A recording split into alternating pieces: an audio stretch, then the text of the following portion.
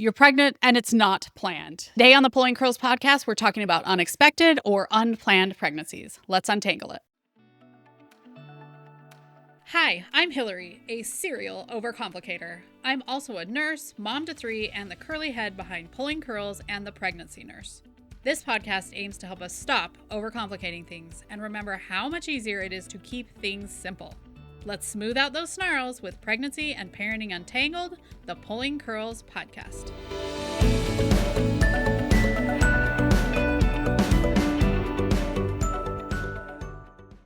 This episode of the Pulling Curls podcast is sponsored by the online prenatal class for couples. It is the easy way to get prepared for your upcoming hospital birth. It's quick, can be done in just 3 hours, it's affordable, so much cheaper than a lot of the online birth classes available. And it's meant to be done with your partner to get a teammate rather than just a cheerleader. Come join us today. Today's guest is a licensed master social worker and a certified perinatal mental health professional. She is the CEO of She Might. I want to introduce today's guest, Erin Galloway. Hey, Erin, welcome to the Pulling Curls podcast. Thank you so much for having me. This was planned, this episode. It was. But not all babies are planned. Yes, that's very true. So how would you frame, what is an unplanned pregnancy? Because I think all of us think, oh, you're 12. 12 is probably earlier than most people think. But Hillary, I have delivered 12-year-olds. Yeah. You're 16. You and your boyfriend just didn't think about a condom. But that is not what we're talking about here today. Although that happens too. And we're here to support all those people. Yeah. Well, I want to start by saying almost half of the pregnancies in the United States are what you might consider unplanned or unexpected.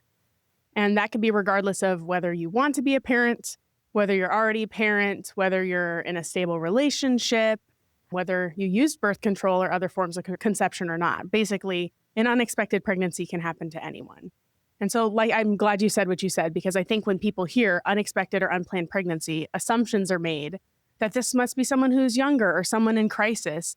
And that's just not the case. And I think that misconception is becoming less common as you see a lot of stories on social media from people with different backgrounds and experiences who unexpectedly find themselves pregnant in a different season of life. So I think to define that is really an unexpected pregnancy is just that. It's unexpected. That could mean, like I said, you were using contraception and it still happened. You thought you were done having kids. You never imagined having kids at all or not anytime soon. You thought it would take a long time to get pregnant. So you started trying and you didn't really expect it to happen the first time. And you're not emotionally ready in that moment till you didn't expect it. So I think a lot of people expect it to take time because we're hearing more and more that it's taking a year or longer to get pregnant. So these are all real stories I've heard from women we've spoken to. Everyone's experience is so different, but I think there are just so many reasons that a pregnancy might be labeled unexpected. I want to tell two sides of the stories. First off, we had Danny on the podcast and she talked about how she used a syringe and a semen from a birth bank and did it at home.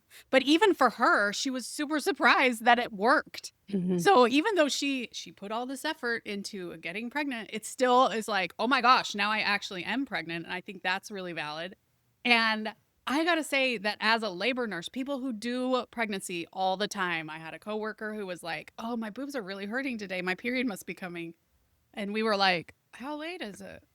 And she was like a week. And we were all like, yeah, and then a week later, we were like, you should go take a pregnancy test. And she took one and it was positive. And she and I both had kids that were just entering kindergarten.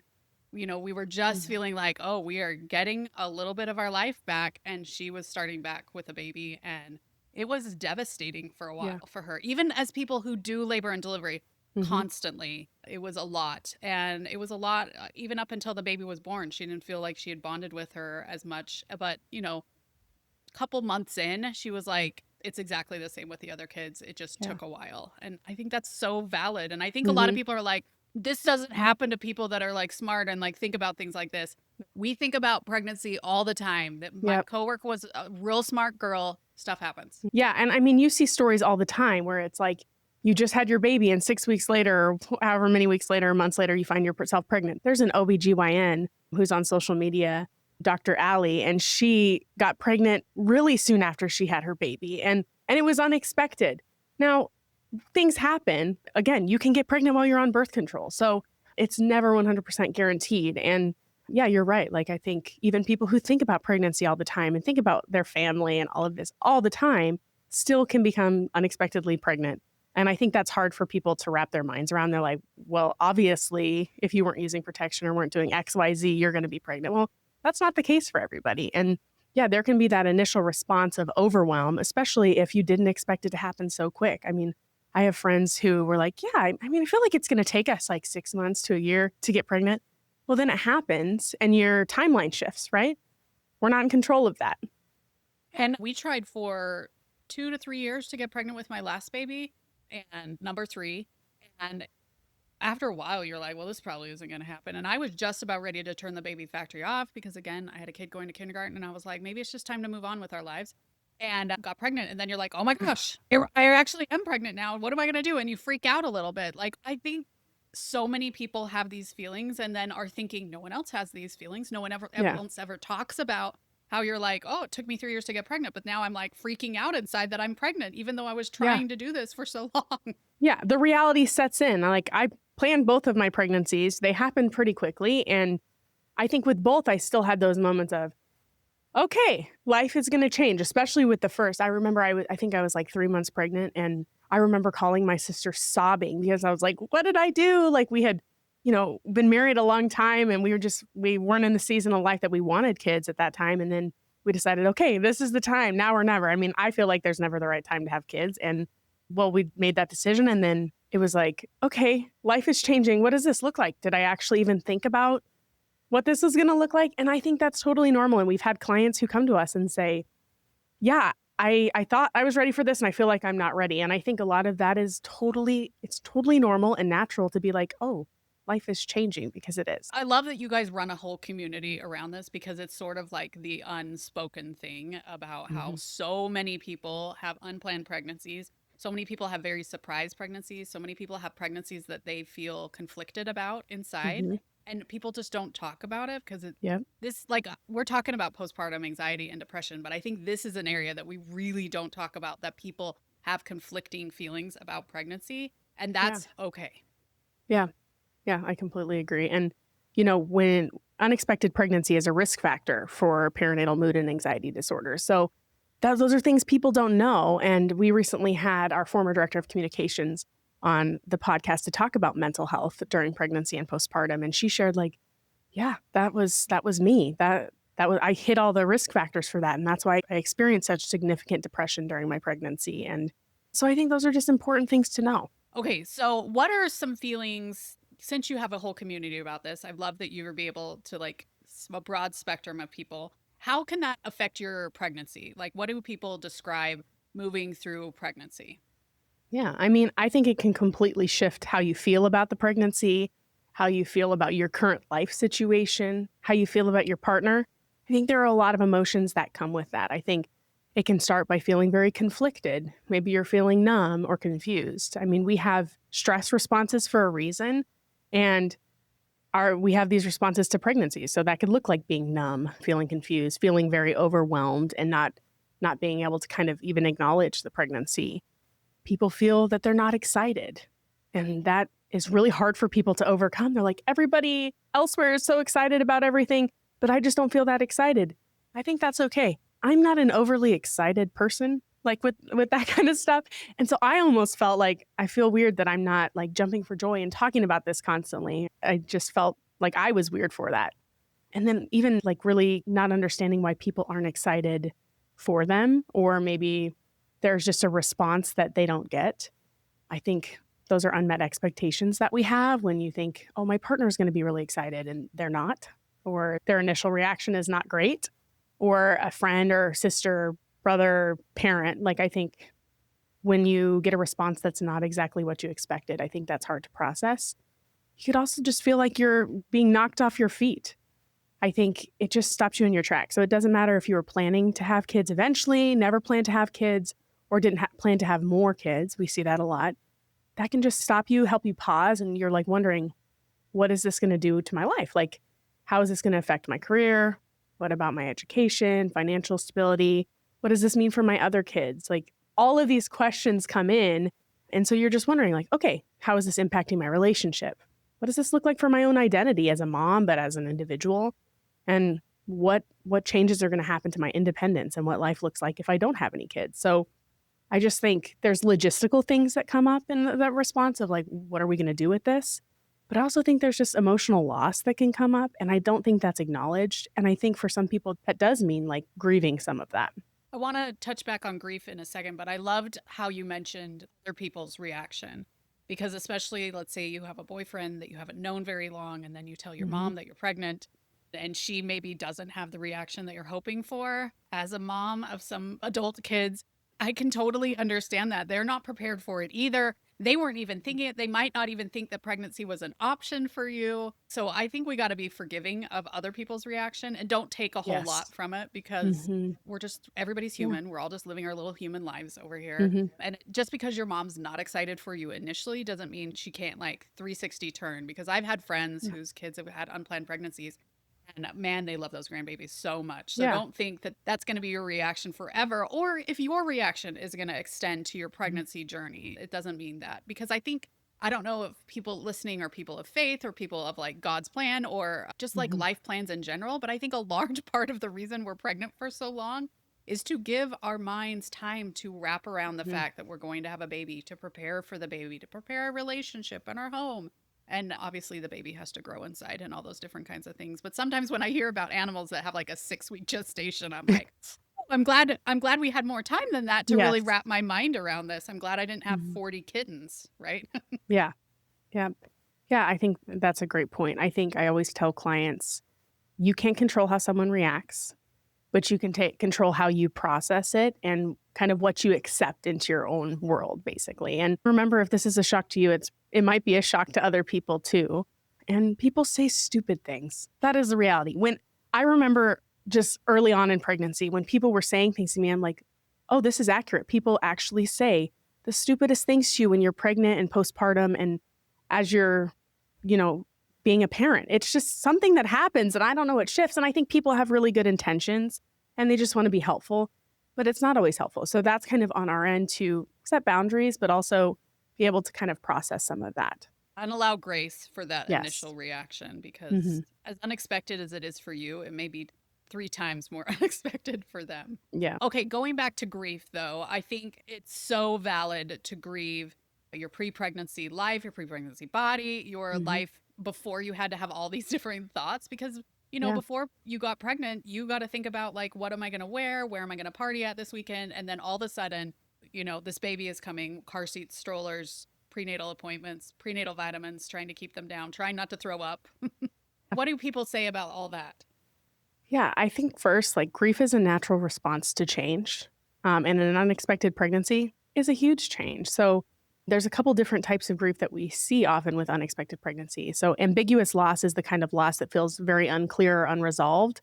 It's just like this emotional pain that comes when there's really not a lot of closure. Maybe you're grieving something that doesn't really have a name to it, or maybe it's something no one's going to acknowledge as a loss. So that could look like grieving the version of your life you thought you'd have in this season, the plans and timeline you had in place. I've had clients who found out they're pregnant and they had these plans this weekend to do something that you can't do while you're pregnant. That's okay to grieve that. Like that's a sudden change for you. You might be grieving the emotional or practical support that you'd expected from your village and you didn't receive it.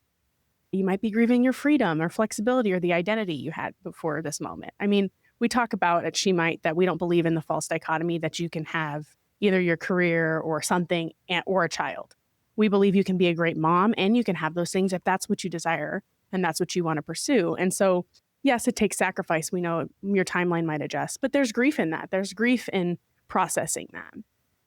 And then I think when we think of like pregnancies have unexpected things happen all the time. We talked about this a little bit before that maybe you turned out to be high risk and you didn't expect that. And you're grieving what you thought your pregnancy or your delivery would look like. And so when we're talking about ambiguous loss, we're also talking about disenfranchised grief. So, like I said, ambiguous loss is kind of that loss without clarity.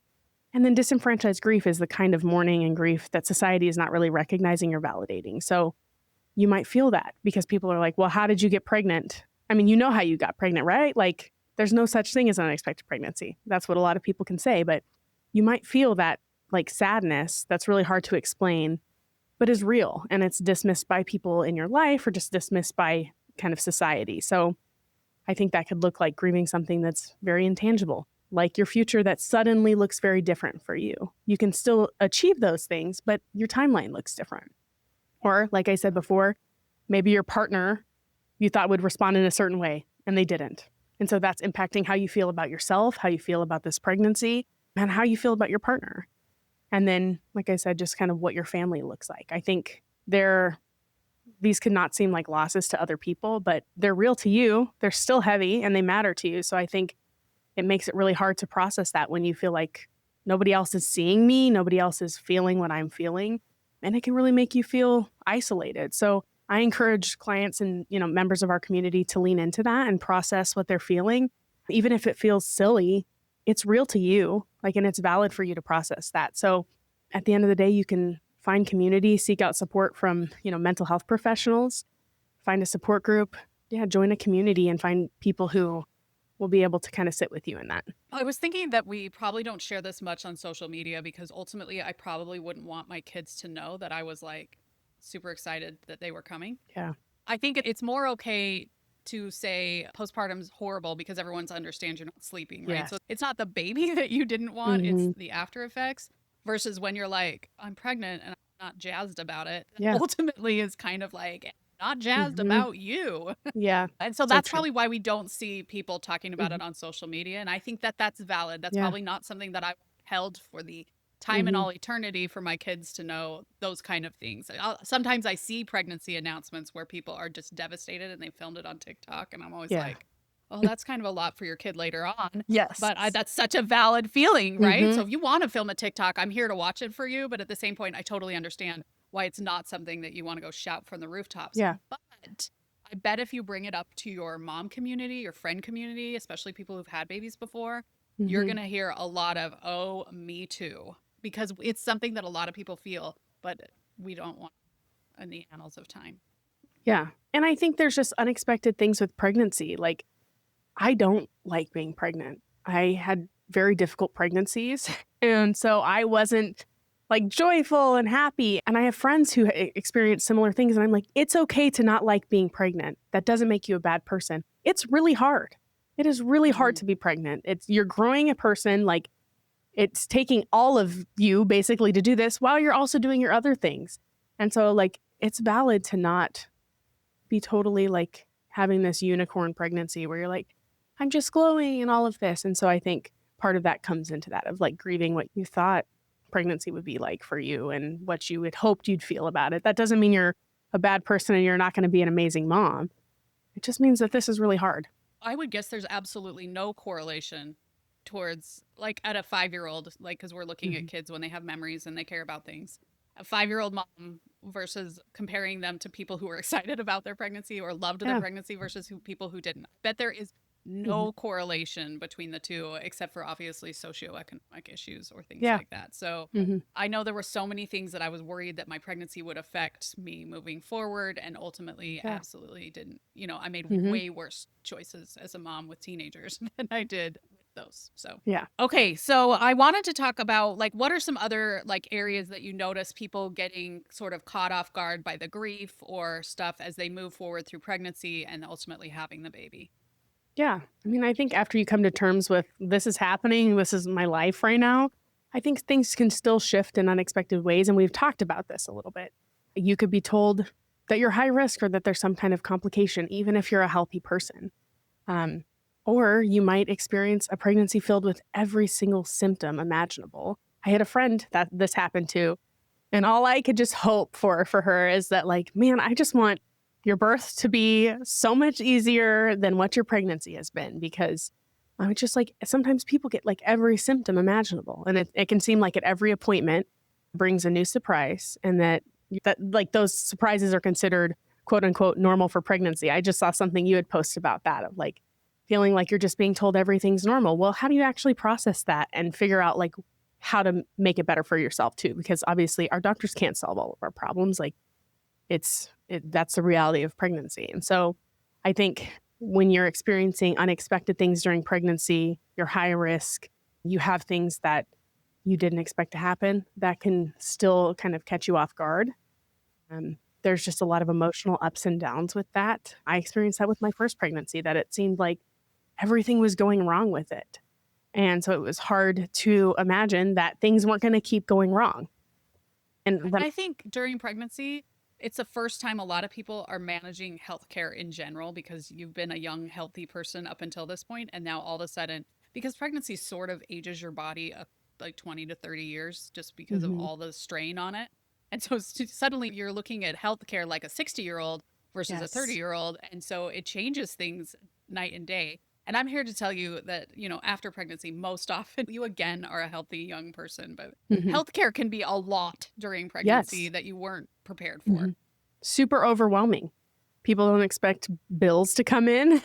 I remember I thought, oh, yeah, like I'll probably just have to pay my deductible. And no, I had to pay a certain amount for my prenatal visits. And I didn't expect that. If you're not told, you're not going to know. And if you don't do the research. So that was unexpected for me.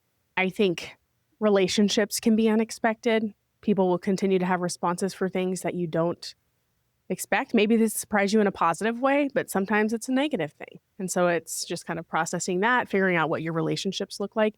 Relationships change as you become a mom.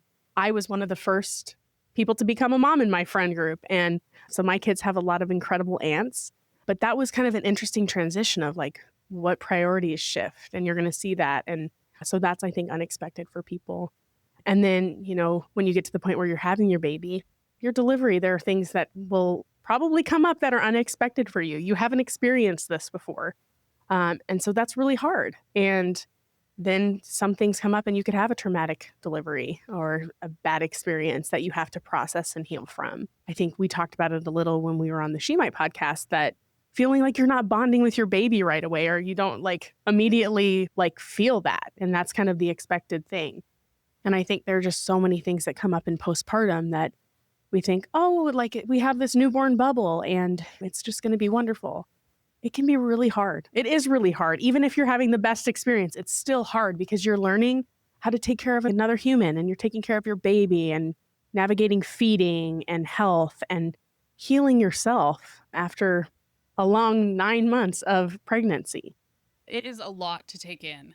And I think the trap we get stuck in with these unplanned pregnancies is thinking that everyone else is feeling something different than you. They all immediately bonded with their baby, but because this was an unplanned pregnancy, I didn't feel that rush of love right as they put Hmm. baby on my chest. And I'm here to tell you that there is a wide variety of feelings no matter how you got pregnant. If it was Yes. an intended syringe pregnancy or an IVF, right? Hmm. Where maybe it's your sixth cycle and you're just about ready to give up.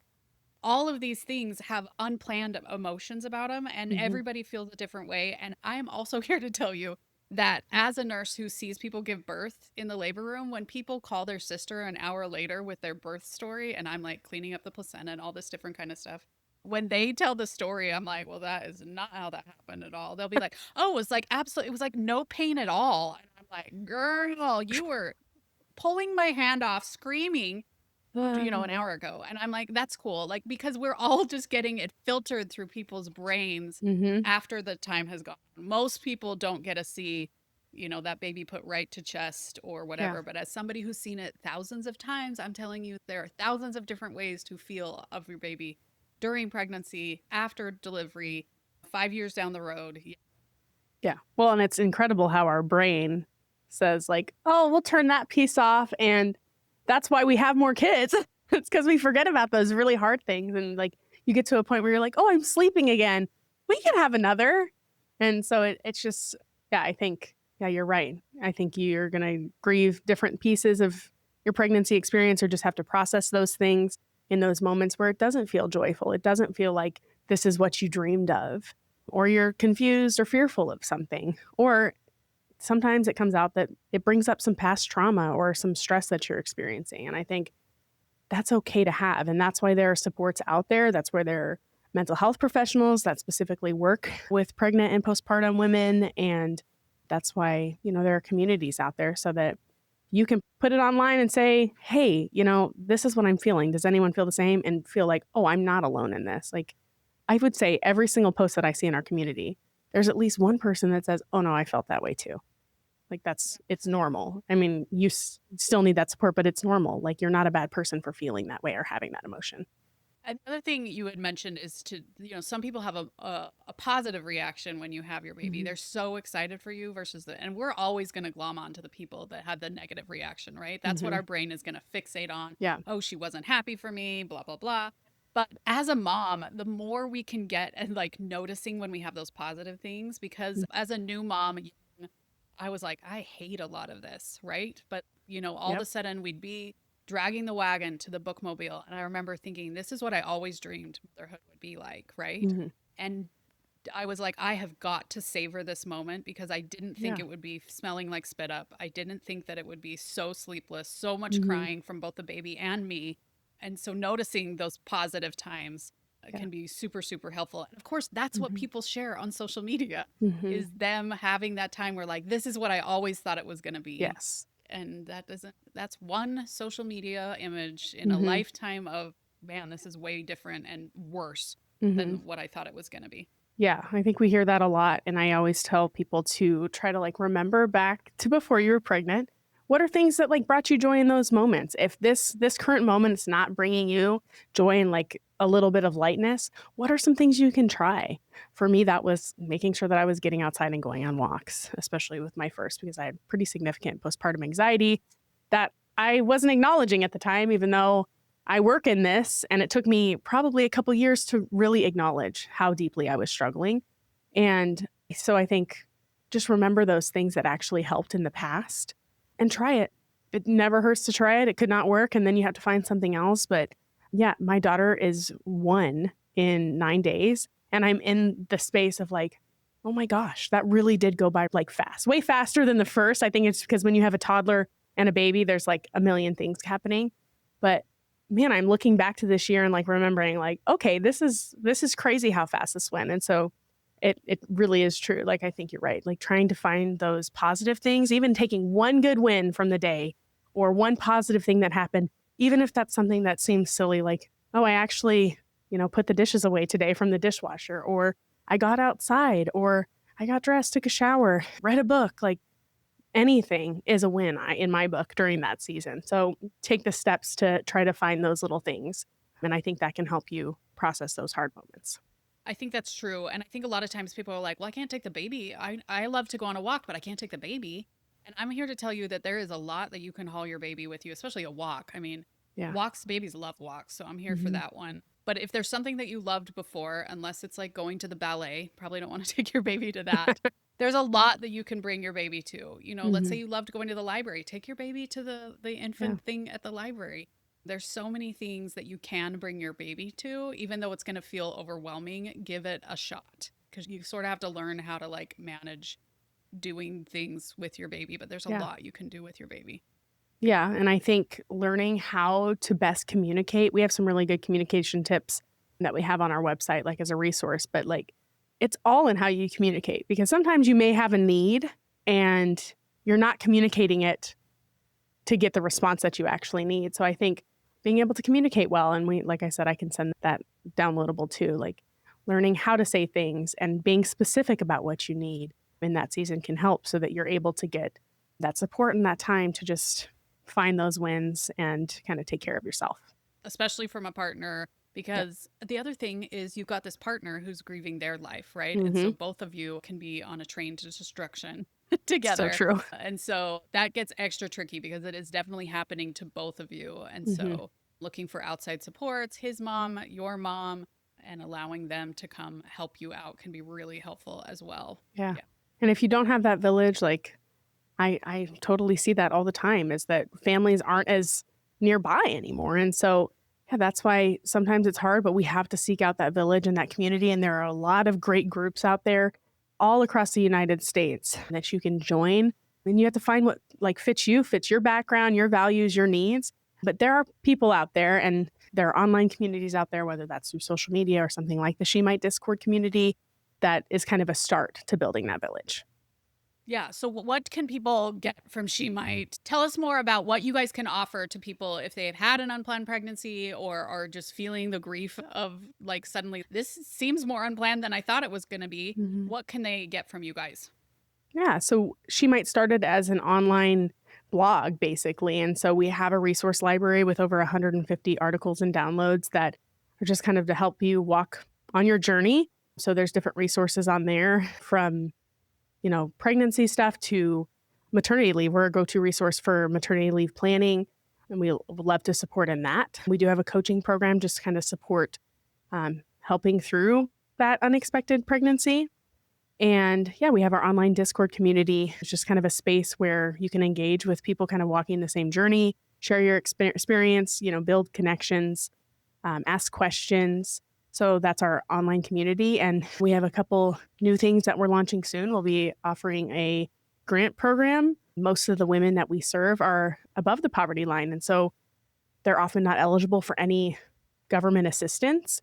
But we know that just because you're above the poverty line doesn't mean that you don't need some support and that one big expense can't really break things for you. And so we're offering a grant program coming soon to just kind of help make the early motherhood journey a little bit easier. And so that information will be out soon. But yeah, we're just a community on social media and Discord that just wants to kind of walk with people on their unexpected journeys.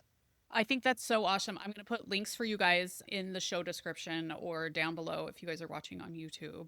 But I'm so glad that we're starting to have this conversation so that people can understand that what they're feeling isn't unusual and they can look just like every other mom that they see at the playground. I think everyone envisions themselves as this person who just like Miss Hannigan from Annie, who's like little girls, little girls. And that's not going to be the case. Those feelings are not going to extend to every day for the rest of your life. Yeah. And the more we talk about it, the less shame there is to it. I always tell clients, like, shame is the place you don't want to go. And so I think we can break the stigma around it and just talk about it and normalize that half of the pregnancies in the United States are unexpected. Like, people can feel like, oh, I'm actually not alone in this, and know that like people are out there to kind of walk with you. And there's more people out there that are experiencing this than you probably know. Yes. And even beyond that, there's a lot of people who are like, oh my gosh, now I'm pregnant. Even if it was planned, they were off birth control. They were trying, they were IVFing it. They were spending thousands of dollars for this baby. You can still have a feeling like, oh my gosh, what have I done to myself? I completely agree.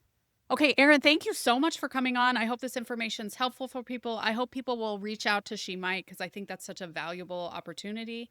And best of luck to you guys moving forward. I hope that this just grows and grows and people can learn that they're not alone.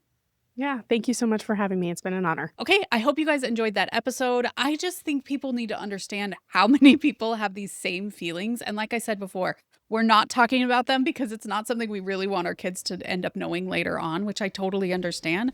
But that doesn't mean that we can't talk about it in private, even if we're not sharing it on social. So check out She Might. It sounds like they have so many good resources for you guys. I'm grateful that we have companies like them that can help us out. We'll see you next time on the Pulling Curls podcast. Thanks for joining us on the Pulling Curls podcast today. If you liked today's episode, please consider reviewing, sharing, subscribing. It really helps our podcast grow. Thank you.